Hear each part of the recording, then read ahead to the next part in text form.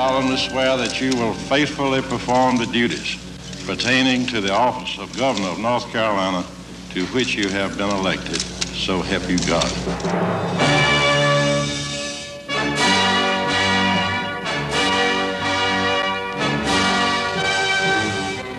The North Carolina Association of Broadcasters proudly presents Passing the Torch, the inauguration of Jim Martin.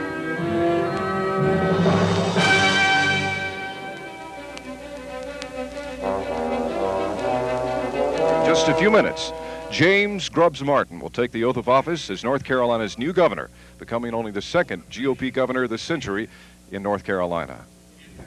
Let's move over to Ken Murphy, who is helping to cover the ceremonies here at the Archives building. Thank you very much, Bill. The invocation is going on now around me, and the crowd is in hushed tones at the moment. We'd like to take this opportunity while this is going on to give you a little background about Jim Martin, the man himself, and also his wife, Dottie. A man who plays the tuba, of course, has to have an appreciation of the basics of life. But if also he dresses to pack, he must also have a bit of complexity to him. Here's a look at The Climb to the Top by the chemical professor from Davidson. Grant them wisdom and courage in the making of decisions, and compassion and grace in the application of them. Help them to remember that they serve beyond all prospect of personal gain or glory.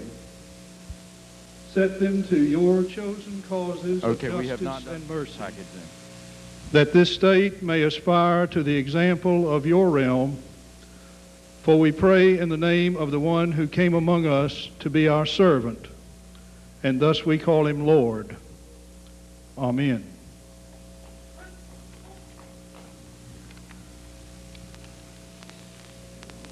The East Carolina University Band will now play the national anthem.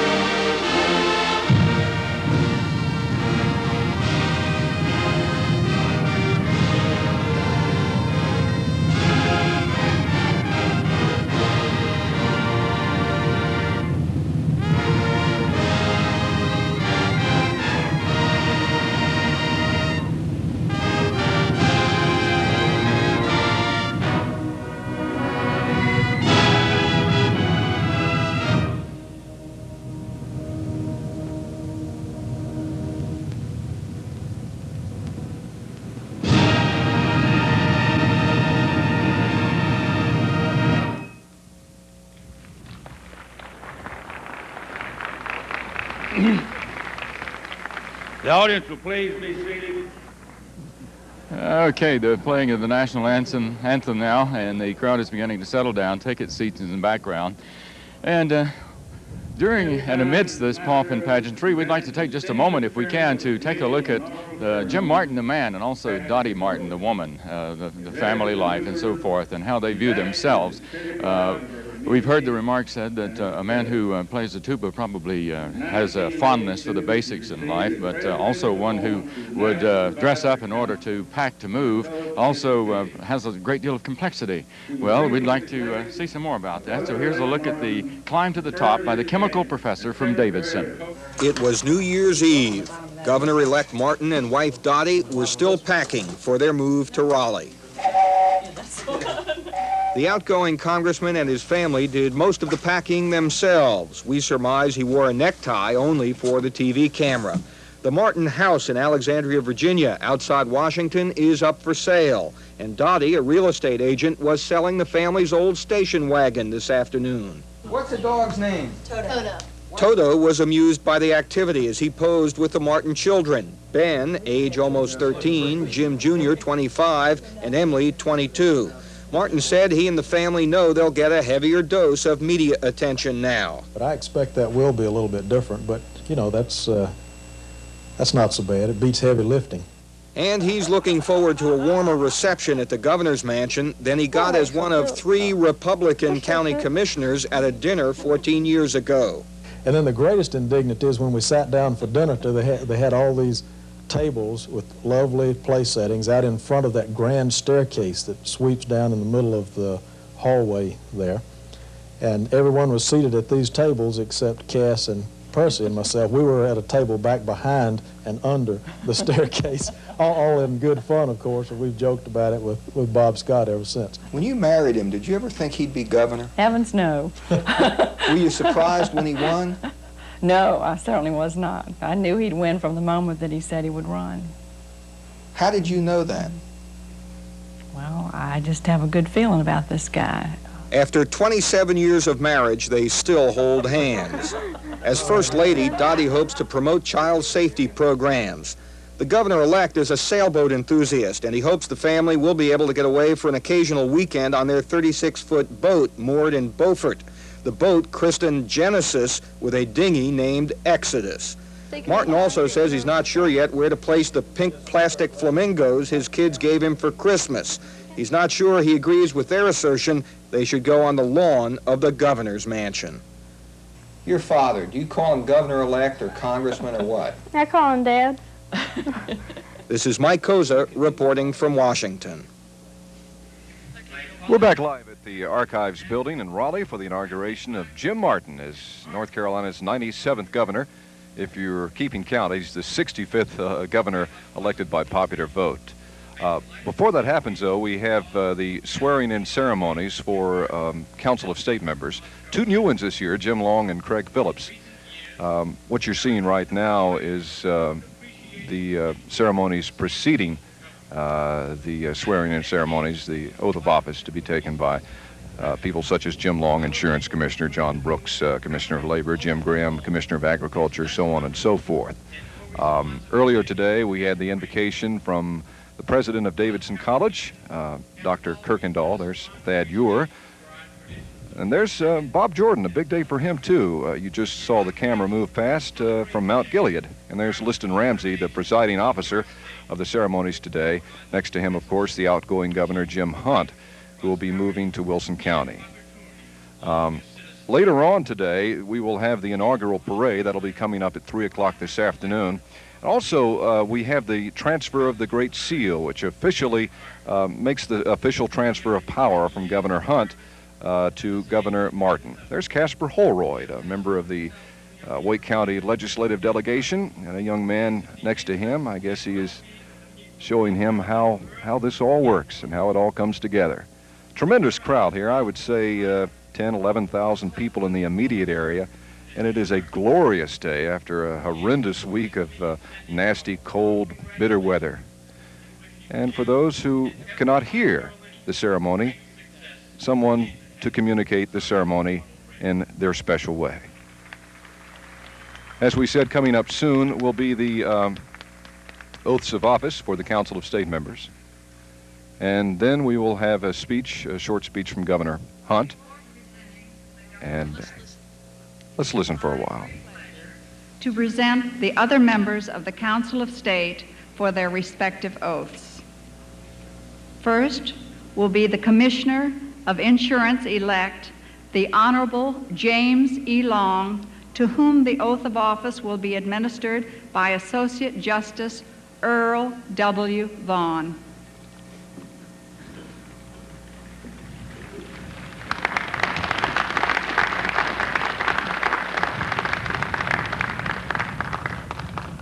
Thank you. Do you, James E. Long, solemnly swear that you will support the Constitution and laws of the United States? And do you solemnly and sincerely swear that you will be faithful and bear true allegiance to the state of North Carolina and to the constitutional powers and authorities which are or which may be established for the government thereof? That you will endeavor to support the Constitution of this state, not inconsistent with the Constitution of the United States, according to the best of your ability? And do you solemnly and sincerely swear that you will well and truly execute the duties of your office of Commissioner of Insurance of the state of North Carolina according to the best of your knowledge and ability and according to law, so help you God? I do, so help me God. Congratulations, Mr. Commissioner.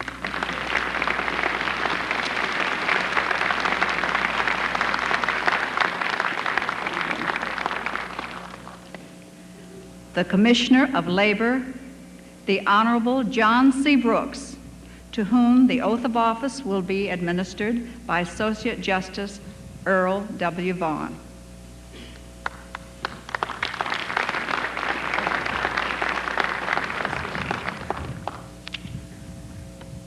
Do you, John C. Brooks, solemnly swear that you will support the Constitution of the United States?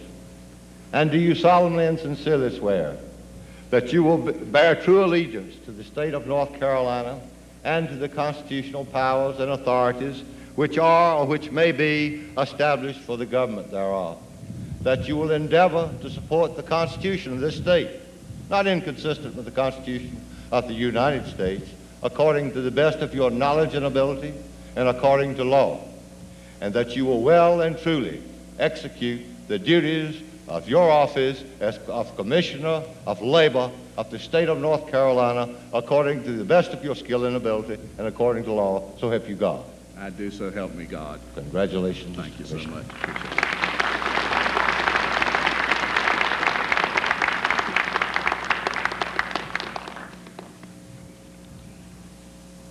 The Commissioner of Agriculture, the Honorable James A. Graham, to whom the oath of office will be administered by Associate Justice Henry E. Fry.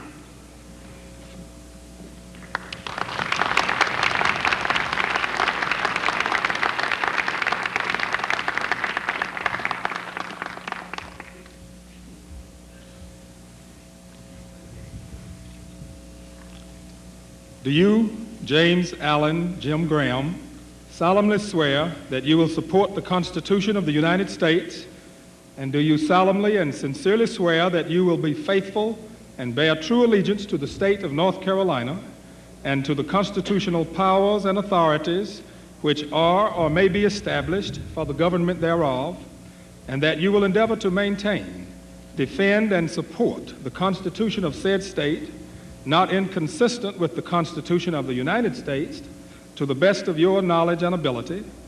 And do you swear that you will well and truly discharge the duties of the office of Commissioner of Agriculture according to the best of your skill and ability, according to law, so help you God?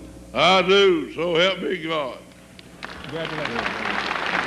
Long as many of us can remember, Jim Graham has been the Agricultural Commissioner. Let's take a closer look at one of the most colorful North Carolina politicians. When the tobacco market opens, you can find him in Pitt County. When it's time to buy some cattle, perhaps Turnersburg. And the fall season doesn't go by without Rowan County resident and Agricultural Commissioner Jim Graham in attendance at the state fair. He's a busy man who prefers the farm over the office, but most of all, he's a proud North Carolinian, ready for a challenge. Every day is a new day. Every day is a challenge, and for instance, there's a new problem, problem that may be solved, and I'm doing what I want to do, and I set a goal in life, and I've been able to achieve that with the help of the good Lord and an understanding wife, and couple of fine daughters. A strong family has kept Graham at a post he's owned since July of 1964.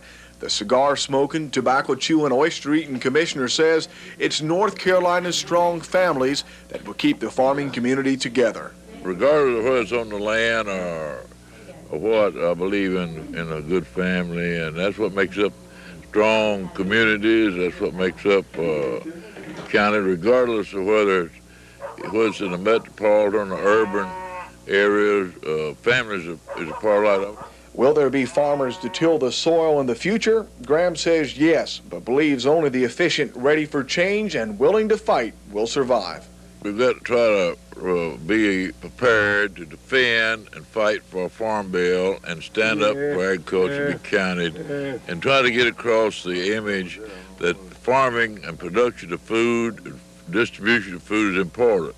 We've got to develop the uses of new technology, a different style, a different kind of things, and these are different challenges. I mean, in other words, you've got to adjust, you've got to change. Right now, Graham says tobacco is at the top of his agenda. He knows there's a tough fight ahead for the program, but says he's been wheeling and dealing for more than 50 years and claims if you can get along with folks, there's only one way to go, and that's forward. You know, if you're going to work at it, you gotta be able to stand the problem, have a tough hide and tender conscience. In other words, you gotta be able to get along with people. And I like people.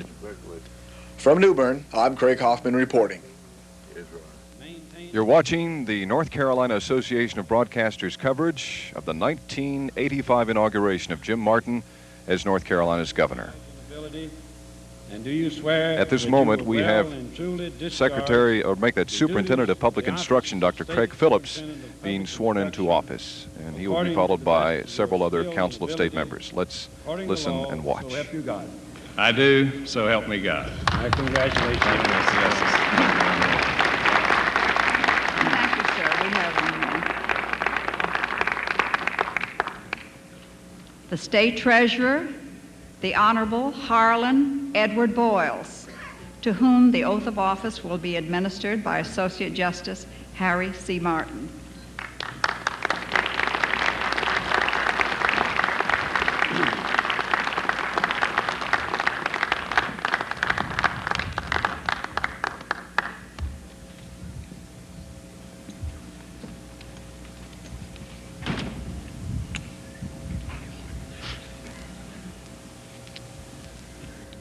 Do you, Harlan Edward Boyles, solemnly swear that you will support the Constitution of the United States?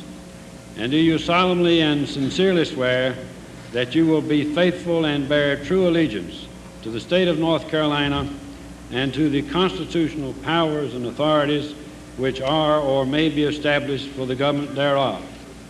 And that you will endeavor to support, maintain, and defend the Constitution of said state, not inconsistent with the Constitution of the United States, to the best of your knowledge and ability? And do you swear that you will execute impartially the office of the State Treasurer in all things according to law and account for the public taxes, and that you will not directly or indirectly apply the public money to any other use than by law directed, so help you God? I do, so help me God.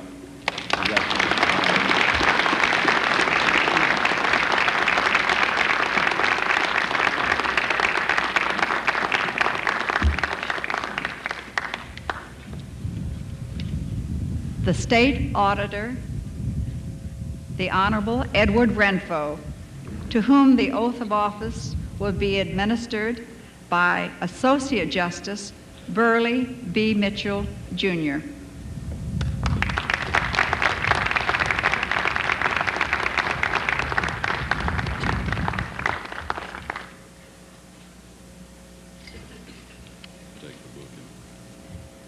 Do you, Edward Renfro, solemnly swear that you will support the Constitution of the United States?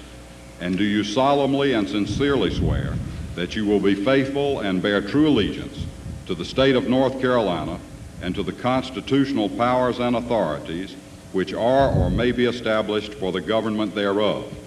and that you will endeavor to substitution of said state, not inconsistent with the Constitution of the United States, to the best of your knowledge and ability? And do you swear that you will well and truly execute the trust reposed in you as auditor without favor or partiality, and will discharge the duties of your office according to law to the best of your knowledge and ability, so help you God? I do, so help me God. Congratulations.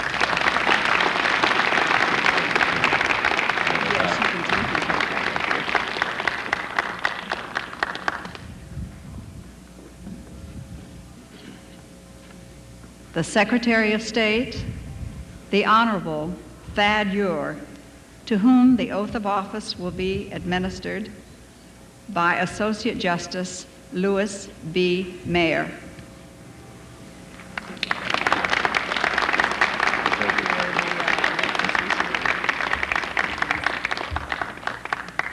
Will you raise your right hand? Do you, Thad Ure, solemnly swear that you will support the Constitution of the United States? And do you solemnly and sincerely swear that you will be faithful and bear true allegiance to the state of North Carolina and to the constitutional powers and authorities which are or may be established for the government thereof, and that you will endeavor to support, maintain, and defend the Constitution of said state, not inconsistent with the Constitution of the United States, to the best of your knowledge and ability? And do you swear that you will, in all respects, faithfully and honestly execute the office of Secretary of State of the state of North Carolina during your continuance in office according to law, so help you God? I do.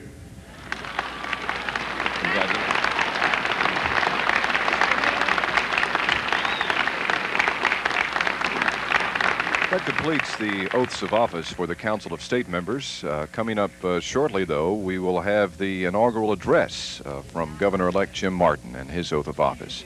Lieutenant Governor. Coming up now, as introduced by Chairman of the Inaugural Committee, Patrick Dorsey, Lieutenant Governor-elect Bob Jordan from Mount Gilead.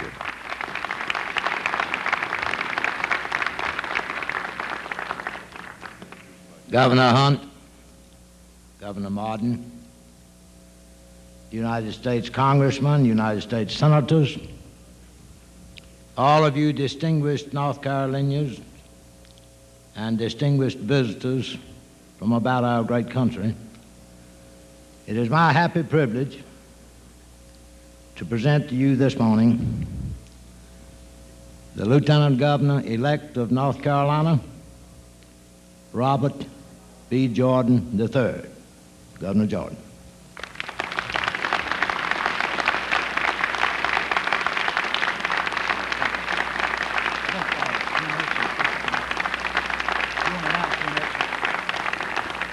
Associate Justice Jim Exum will administer the oath, Lieutenant Governor Jordan.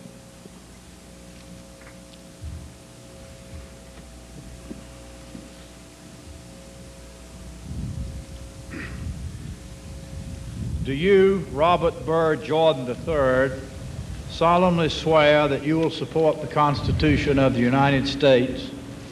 And do you solemnly and sincerely swear that you will be faithful and bear true allegiance to the state of North Carolina and the constitutional powers and authorities which are or may be established for the government thereof? And that you will endeavor to support and maintain and defend the Constitution and laws of said state, not inconsistent with the Constitution of the United States, to the best of your knowledge and ability? And do you swear that you will well and truly discharge the duties of the office of Lieutenant Governor of the state of North Carolina according to the best of your skill and ability, according to law, so help you God? I do, so help me God. Congratulations.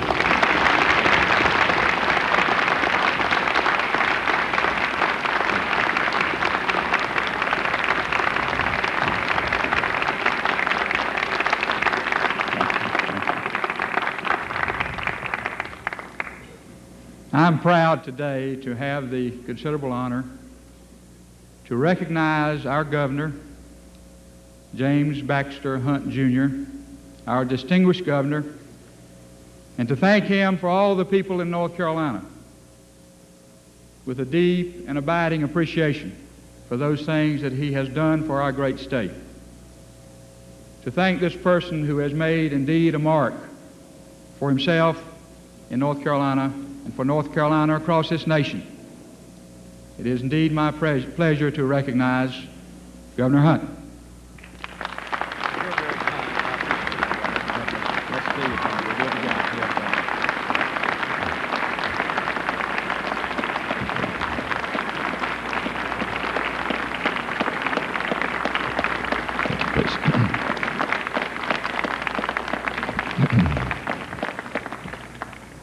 Thank you very much.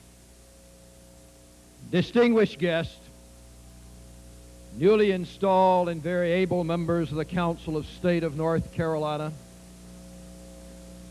justices of our Supreme Court, and my fellow North Carolinians.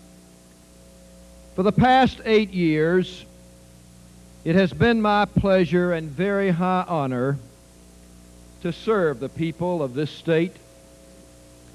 For Carolyn and our entire family, who have done much of their growing up in the governor's mansion, it has been both memorable and rewarding, and we will be eternally grateful to you for the opportunity. And now it is my pleasure to introduce a man who has served with great distinction as a United States Congressman for the past 12 years, and who now is about to take the oath of office as the 65th governor of our great state. I know that you join me in wishing him and his family well as they move into the governor's mansion and assume the leadership of our state.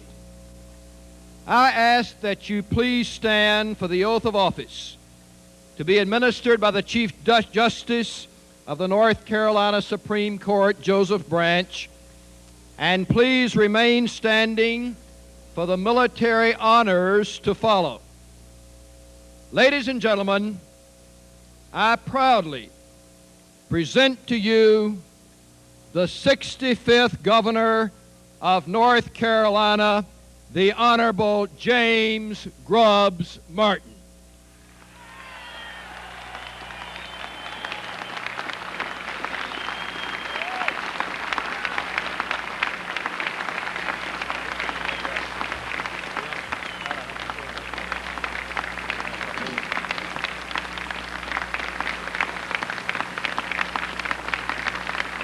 Chief Justice, I'm ready. Okay. Just raise your right hand, please. Just a minute. I didn't get the stove. There we go. Do you, James Grubbs Martin, solemnly swear that you will support the Constitution of the United States, and do you solemnly and sincerely swear that you will be faithful and bear true allegiance to the state of North Carolina and to the constitutional powers and authorities which are or may be established for the government thereof, and that you will endeavor to support, maintain, and defend the Constitution of said state, not inconsistent with the Constitution of the United States, to the best of your knowledge and ability? And do you solemnly swear that you will faithfully perform the duties pertaining to the office of Governor of North Carolina to which you have been elected, so help you God? I do, so help me God. Congratulations. Thank you, Dr.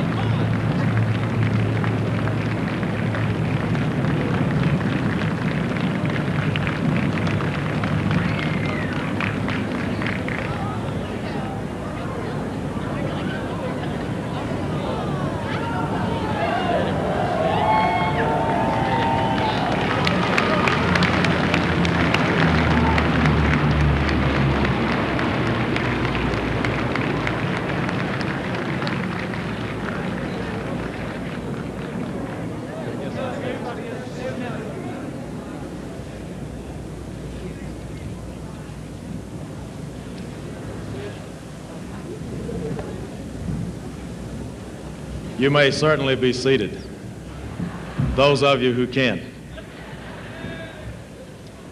Madam Chairman, Mr. Speaker, and thank you for the weather. Lieutenant Governor Jordan, Mrs. Jordan, Council of State, my former colleagues in the Congress, my future colleagues in the General Assembly, members of the North Carolina Supreme Court, our most distinguished predecessor, Governor and Mrs. Hunt, all former governors, and especially Jim Holzhauser, for whom there is no longer an asterisk.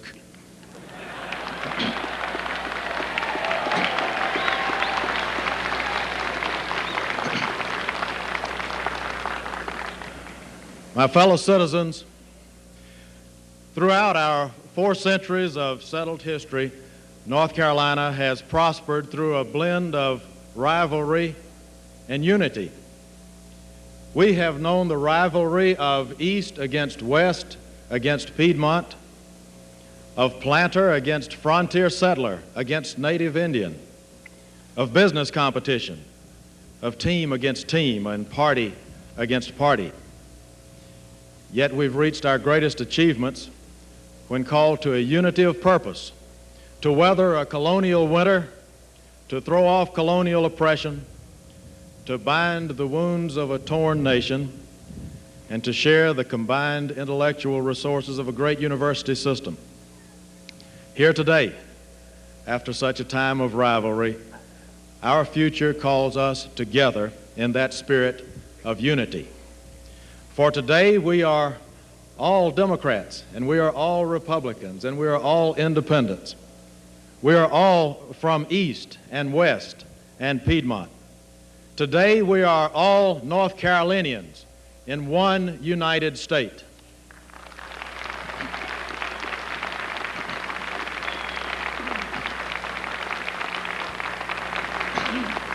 You know, as the third Martin to be governor of North Carolina, it's my honor to be the first Martin elected by the people. It was Josiah Martin, no relation, who had to make a forced departure as the last of the royal governors. He reported his circumstances then to be most despicable and mortifying, with the whole Constitution unhinged and prostrate. Indeed. Shortly after statehood, the popular Alexander Martin, no relation, was chosen governor by the General Assembly. Incidentally, he served 7 terms.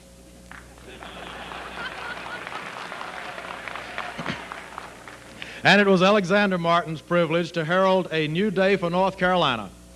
Upon hearing in 1783 that the Treaty of Paris had been signed, recognizing the United States as independent, he proclaimed to our General Assembly, "I congratulate all my fellow citizens," he said, "of the state of North Carolina.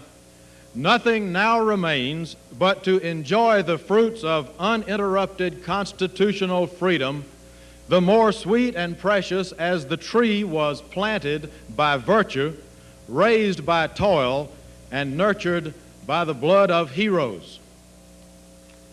Now I too have come to herald a new day for North Carolina. While preparing for this day, I've been thinking about certain unifying ideas that have persisted throughout North Carolina's history. I've been thinking about economic development. That is what spurred Sir Walter Raleigh to colonize these shores 400 years ago. It led yeoman farmers to the fertile black earth of the Albemarle in the 1650s and on to mountain frontiers soon after. It triggered North Carolina's gold rush and the growth of its railroad and utilities networks. It was economic development that inspired 19th century North Carolina businessmen to found our state's early industries, to make products that became household words throughout this nation and beyond. It was economic development that in Concord inspired the founding of the first mill in the South that black businessmen capitalized, owned, and operated. There also developed in Durham the largest black-managed financial institution in the world today. It was economic development based on tourism that in turn forged a popular commitment to environmental stewardship and historic preservation. And it was economic development that brought our brilliantly successful Research Triangle Park into being, and with it a constellation of high technology industries. So I've been thinking a great deal about economic development as an essentially competitive force that unites us all. I've been thinking too about political freedom, that ideal of political freedom that inspired colonial rebellions in North Carolina. It moved the ladies of Edenton to hold their Tea Party. That was one of the first women's political protests in this country's history. And it inspired the men of Halifax and Mecklenburg to frame important resolves about liberty and finally to take up arms for their belief. It was our state which had the largest population of free blacks before 1860 and which would continue to extend and enhance freedom for all citizens a century later. So I've been thinking about political freedom, a competitive force that unites us. I've been thinking long and seriously about education. Our Constitution of 1776 provided for institutions of learning, and the first state university in the nation opened its doors at Chapel Hill in 1795. Even before independence in 1772, Salem had the only school of its kind for women in the South. Now we have an impressive array of excellent private liberal arts colleges, a great consolidated university system, a network of fine community colleges reaching every part of North Carolina. Public schools to educate all children grew from the vision of Archibald DeBow Murphy. And every governor since Charles Aycock has been an education governor. That vital tradition continues today. You've got another one.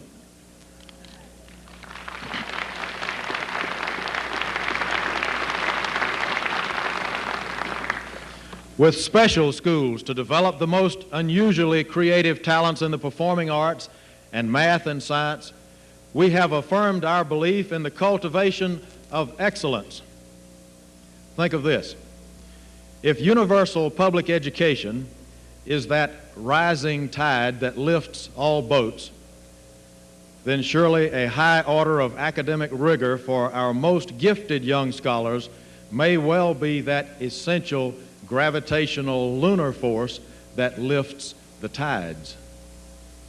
So I've been thinking a great deal about education as an intellectually competitive force that continues to unite us. Economic development, political freedom, public education.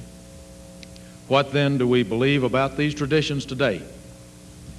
This is what I believe about economic development. I believe deeply in our system of private enterprise based on traditional principles of self-reliance. I believe the most powerful economic force for maximizing the greatest good for the greatest number is the act of investing one's own resources at the risk of losing it all in the hope of realizing a profitable return and thereby creating jobs for others. Yes, I am for business. We all must be. That's where jobs come from.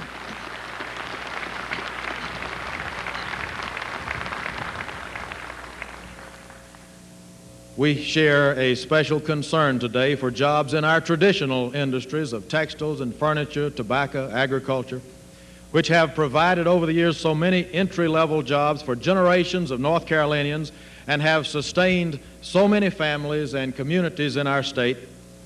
We must make a special effort to champion their interests as they face a rising level of subsidized competition from other nations.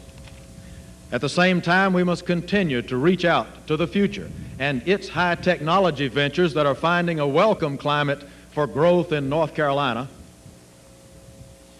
And we must support our farmers with a major effort to recruit more food processing businesses.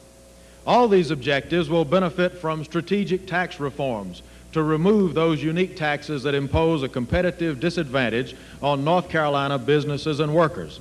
Elimination of such anti-jobs taxes is imperative if we are to restore our rural border counties to the economic vitality of one united state.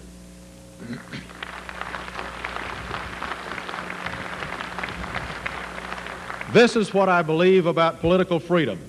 We are a varied people in North Carolina: Republicans, Democrats, Independents, conservatives, liberals, moderates.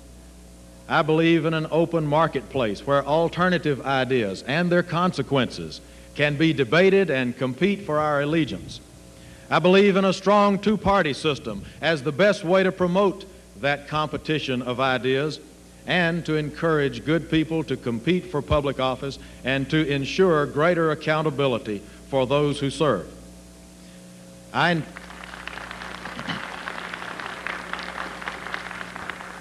intend for my party to do its share and to build its strength through inspiration, not intimidation, through addition, not subtraction, and through continued respect for those who register under different persuasion.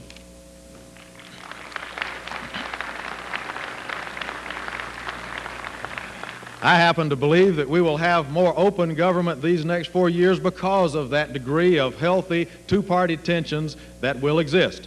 I intend, however, for us to have bipartisan cooperation and for that to characterize our relationship. That has been reflected in my leadership appointments as well as in the cooperation we have enjoyed during a productive transition period, for which I commend the thoughtfulness of my distinguished predecessor, Governor Hunt.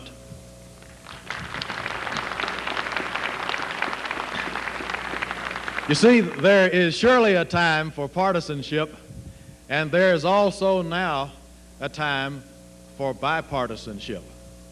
Once again, paradoxically, this competitive force must unite us to serve our people. And this is what I believe about education. Today's students will be adults when this century turns into the next millennium, in the year 2000, and they must be equipped with a good basic education. The basics of reading, writing, arithmetic, respect, the ultimate vocational courses, after all, will be the survival skills in an increasingly specialized world.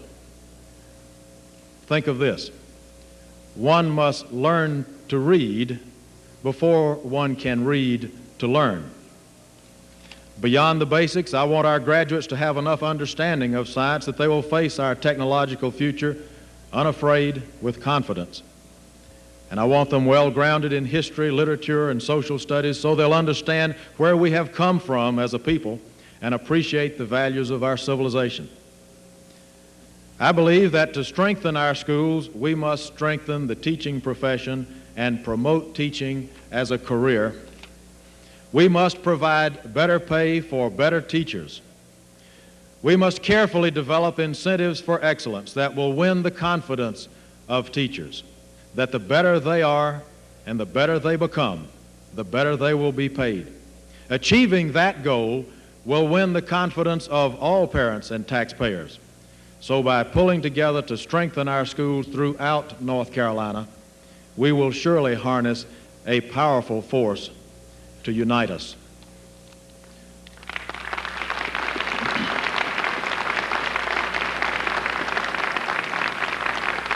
Running through all these remarks has been the theme of unity. We will achieve unity as a state by beginning with goodwill toward each other and building a sense of responsibility for one another. Ultimately, we will have the satisfaction that comes from our efforts to serve and help one another. In practical terms, this means a unity achieved by balanced economic growth in our state, a growth that takes place from mountains to sea. It means a unity achieved by a public school system that offers high-quality preparation to children in every part of our state. It means a unity achieved by knowing each other culturally. That may begin with such simple acts as traveling and visiting in other regions of the state. In doing so, we learn about the needs for highways and bridges and jobs in communities beyond our own.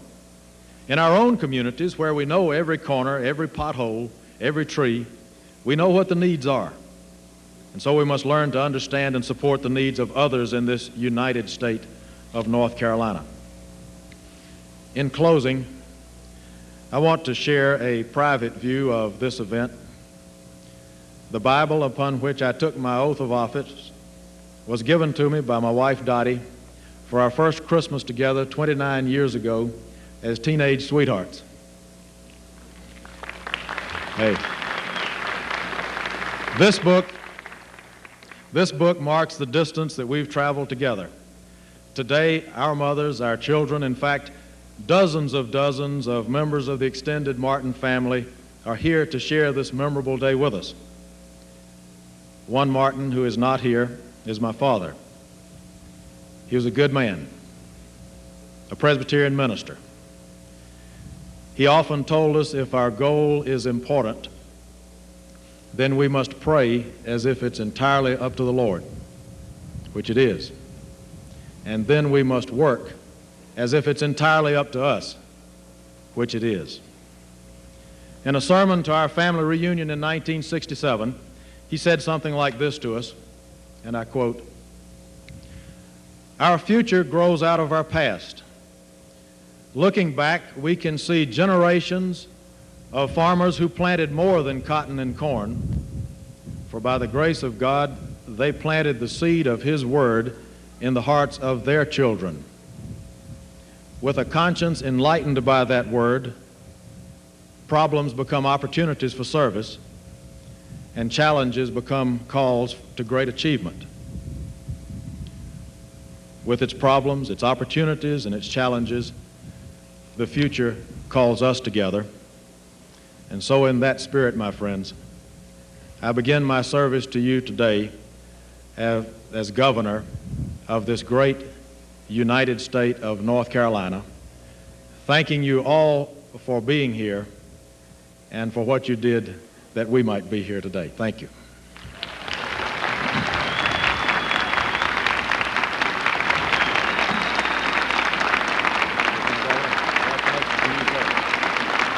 Give our mutual friends out their word.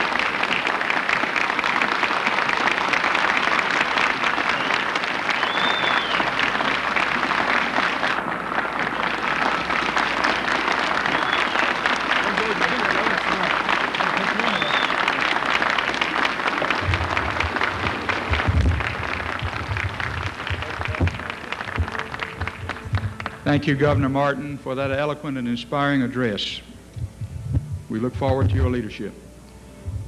It's my pleasure at this time to present Mr. Dale Jarrett, who will honor us with his singing, accompanied by the Charlotte Symphony, conducted by Mr. Leo B. Dryhouse.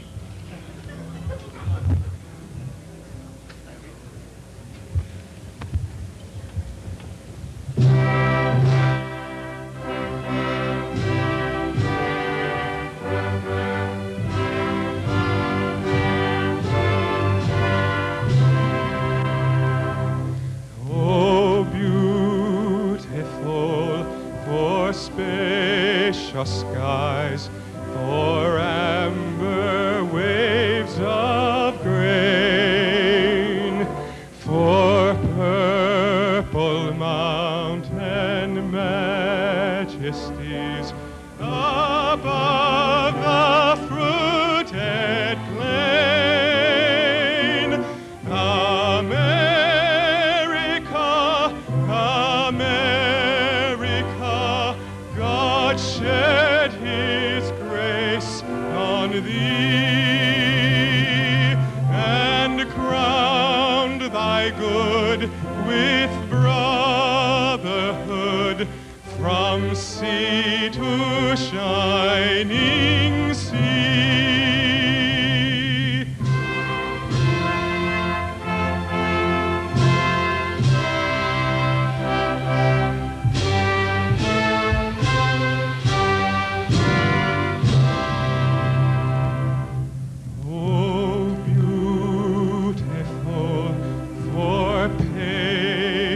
Dream that sees beyond the years, thine alabaster cities gleam, undimmed by human tears.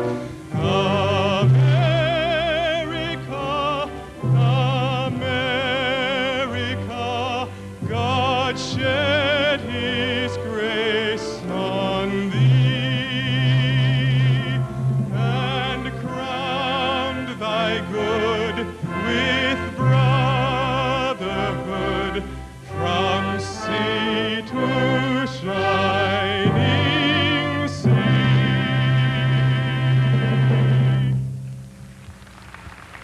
Our coverage of the inauguration of Governor James Grubbs Martin will continue in a moment.